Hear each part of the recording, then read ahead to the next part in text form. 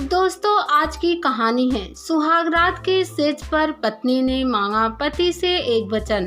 कहानी अगर पसंद आए तो वीडियो को लाइक और सब्सक्राइब जरूर करना।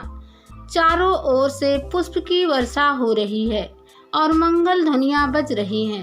शहनाइया की मधुर आवाज सुनाई दे रही है। दुल्हन शादी के लाल जोड़े में सजी हुई धीमे कदमों से चल के आ रही थी। वह रवि के पास बैठ गई और पंडित ने उसका हाथ रवि के हाथ में दे दिया। रवि उसके मुलायम हाथों का स्पर्श पाकर पुलकित हो गया और कसकर दबाने लगा। पर ये क्या, ये तो कड़क हो गए, बिल्कुल लोहे की तरह दब ही नहीं रहे थे। घबराकर रवि की नींद खुल जाती है।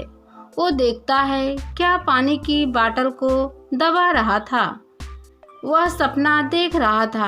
वह उठ के बैठ जाता है। उसे खुद पर हंसी आती है। रवि एक अनाथ अकेला लड़का था। उसके आगे पीछे कोई नहीं था।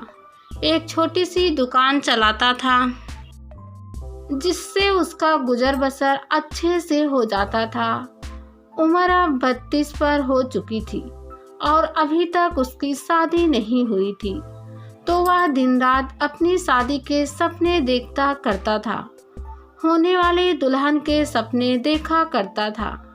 एक दिन पड़ोस में रहने वाली मौसी आई और उसने रवि से कहा कि मैंने तुम्हारे लिए एक दुल्हन देखी है। लड़की अनाथ है, कोई भी नहीं आगे पीछे, बिल्कुल तुम्हारी तरह। तुम कहो तो मैं बात आगे बढ़ाऊं। वह अपने दूर के चाचा के घर रहती है। अंधा क्या चाहे दो आंखें। रवि के मन में फिर से शादी के लड्डू फूटने लगे। उसने हाँ कह दिया।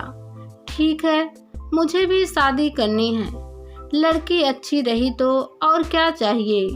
घर को संभाल ले, मेरे साथ जैसा मैं रहता हूँ वैसे रहे तो और क्या चाहिए मुझे। फिर आखिर बात पक्की हो गई। कुछ ऐसा संयोग बना कि रवि लड़की नहीं देख पाया, न लड़की के फोटो देख पाया। फिर मौसी ने एक दिन बताया कि लड़की भी तैयार है शादी करने के लिए, मगर उसकी एक शर्त है कि वह हिंदू रीति रिवाज से शादी नहीं करेगी, क्योंकि वह क्रिश्चियन है, इसलिए बस कोर्ट में जाकर शादी करेगी। रवि को क्या एतराज हो सकता था। वह भी मान गया और आखिर उसकी शादी लीली से हो गई। रवि जात पात धर्म को मानता नहीं था, इसलिए वह तैयार हो गया था शादी करने को। आज रवि का वही सपना साकार हो रहा था। उसने सुहाग सेज पर बैठी लीली को घूंघट करके बैठी देख रवि जब उसका घूंघट उठाता है तो देखकर हैरान रह जाता है। लीली बहुत ही सुंदर थी, बिल्कुल स्वर्ग की अप्सरा जैसे। कजरारे मद भरे नैन, गोरा रंग, लाल रस से भरे ओठ, ऐसे लग रहा था जैसे कोई परी उतर के उसके सामने बैठी हो। रवि को अपनी किस्मत पर यकीन ही नहीं हो रहा था कि उसे इतनी अच्छी दुल्हन मिली है। उसने मन ही मन भगवान का बहुत धन्यवाद किया कि भगवान मुझे इतनी अच्छी जीवन साथी मिली। फिर लीली ने उसे बोलना चालू किया कि आज हमारी सुहाग की रात है। मैं आपसे एक वचन चाहती हूँ, क्या कहो। मैं यह चाहती हूँ कि आप मुझे छुओगे नहीं। तो रवि कहता है ऐसा क्यों। तो लीली कहती है पहले आप मेरी पूरी बात तो सुन लो। पहले मैं यह चाहती हूँ कि आप मुझे कुछ समय के लिए, जब तक मैं ना कहूँ, छुओगे नहीं और मुझसे कुछ सवाल भी नहीं करोगे। रवि खामोश रहता है। वह कहती है आपने मुझसे कुछ भी सवाल पूछा तो आप मुझे हमेशा हमेशा के लिए खो दोगे। तो रवि मरता क्या ना करता, हाँ कह देता है। सके सपनों पर पानी फिर जाता है। सुबह वह लीली को साड़ी पहन के काम करते देखता है तो वह लीली को इस रूप में देखकर बहुत खुश होता है। रवि देखता है लिली बहुत अच्छी हाउसवाइफ है। उसने पूरे घर को बहुत जतन से सजाया है। उसके लिए अच्छा अच्छा खाना बनाती है। उसकी हर इच्छा का ख्याल रखती है। वह देखती हमेशा कि रवि को कुछ तकलीफ तो नहीं है। थोड़े से खर्च में भी वह घर को बहुत अच्छे से चलाती। रवि उससे बहुत प्यार करने लगा था, मगर जब भी रवि उसके पास जाता तो हमेशा वह अपनी शर्त याद दिला देती थी कि मुझे छूना मत। उनकी गृहस्थी अच्छे से चल रही थी। एक दिन रात को 2 बजे रवि की नींद खुल जाती है तो वह देखता है कि लिली अपने बेड पर नहीं है, तो वह घबरा जाता है। वह सोचता है बाथरूम में गई होगी, और जब कुछ देर बाद लिली नहीं आती है तो उठकर देखता है, मगर लिली नहीं दिखती है। वह इंतजार करने लगता है। इतने में क्या देखता है, दरवाज़ा खुलता है और बाहर से लिली आ रही है। उसने लाल फुल गाउन पहना हुआ है और लाल लिपस्टिक लगाया था। वह पूरे मेकअप में थी और पसीने पसीने हो रही थी। रवि को देखकर वह थोड़ा सकपका जाती है। रवि पूछता है, कहाँ गई थी तुम? मैं कितना परेशान हो गया था। तो वह कहती है, मैंने आपसे कहा था ना, कुछ मत पूछना। रवि चुप हो जाता है। वह कुछ भी नहीं पूछता है। फिर भी रवि के मन में बहुत से प्रश्नों उमड़ रहे थे। सुबह देखता है कि लिली बिल्कुल नॉर्मल दिख रही है। रात की लिली और सुबह वाली लिली में बहुत फर्क है। दूसरे दिन भी रवि को नींद नहीं आती है। वह जागता ही रहता है। देखता है पास में लिली सो रही है। एक बार झपकी लग जाती है और फिर आंखें खोलकर देखता है लिली गायब। रवि फिर परेशान हो जाता है। सोचता रहता है कहाँ गई होगी लिली, कहाँ गई होगी। उसी दरवाजे पर फिर आहट होती है तो रवि आंखें बंद करने का नाटक करता है और देखता रहता है लिली उसी ड्रेस में, उसी लाल गाउन में, लाल लिपस्टिक, बाल खुले हुए और आ रही है। पसीना पसीना है। इस बार उसे यह भी देखा कि लिली के मुंह पर खून भी लगा हुआ है। वह बहुत घबरा जाता है पर सोने का नाटक करता रहता है। फिर देखता क्या है, लिली बाथरूम में जाती है, नहाती है, शावर की आवाज़ आती है। उसके बाद गाउन पहनती वापस आकर सो जाती है। लगातार तीसरे दिन भी यही होता रहा। रवि बहुत घबरा जाता है। उसे लगता है क्या है, मेरी बीबी कौन है? आखिर मैं उससे पूछ भी नहीं सकता। उसने कहा था अगर कुछ भी सवाल पूछोगे तो तुम मुझे खो दोगे। मगर अगर ऐसा ही चलता रहा तो क्या होगा? और मुझे क्यों नहीं हाथ लगाने देती? मुझे लिली से पूछना ही होगा।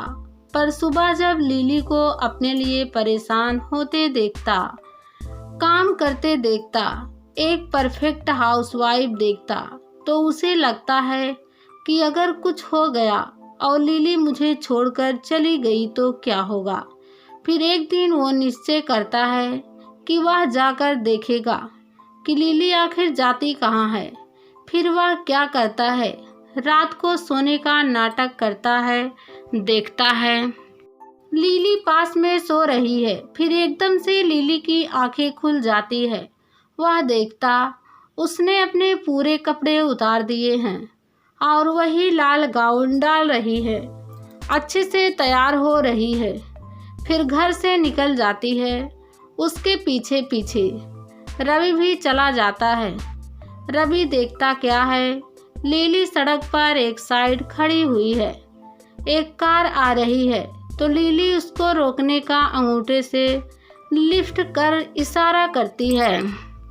कार आकर उसके पास रुक जाती है।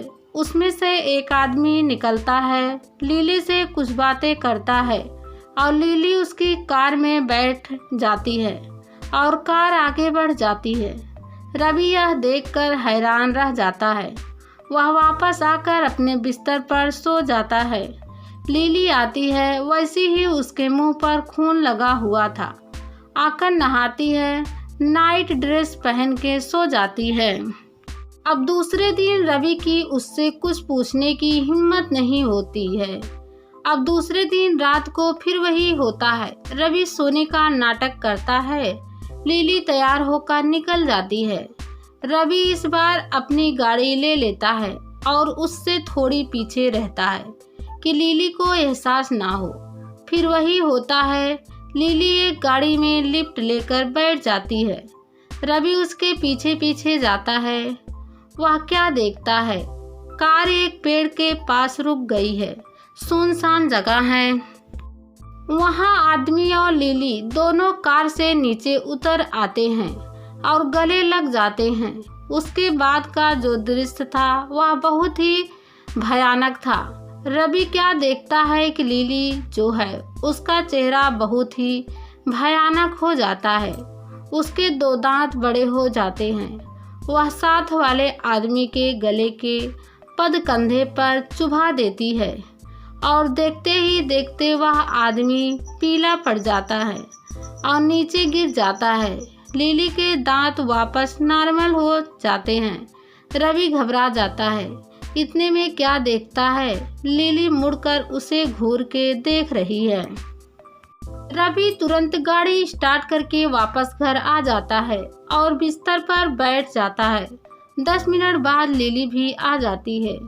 कहती कुछ नहीं और नहाने चली जाती है। नाइट ड्रेस पहन के आ जाती है।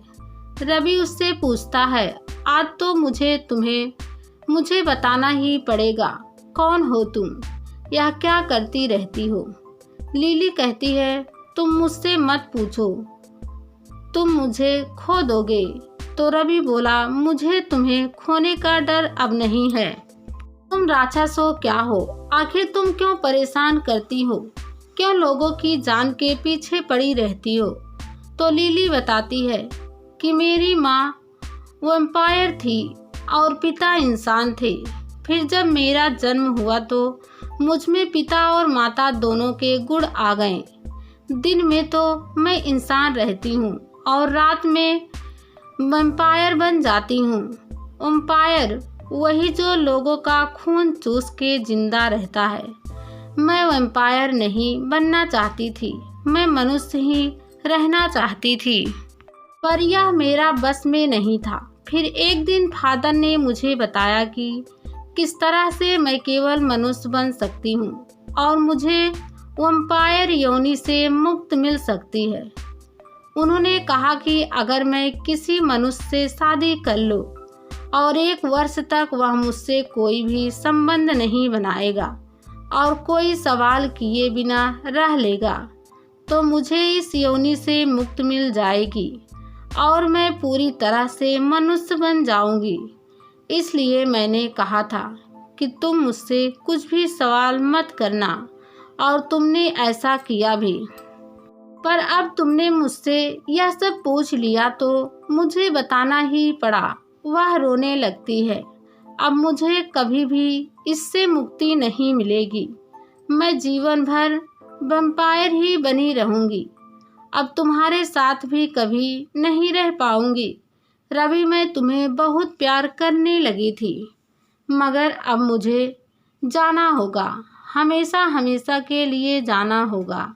यह करके लिली चली जाती है और रवि ठगा सा देखता रह जाता है।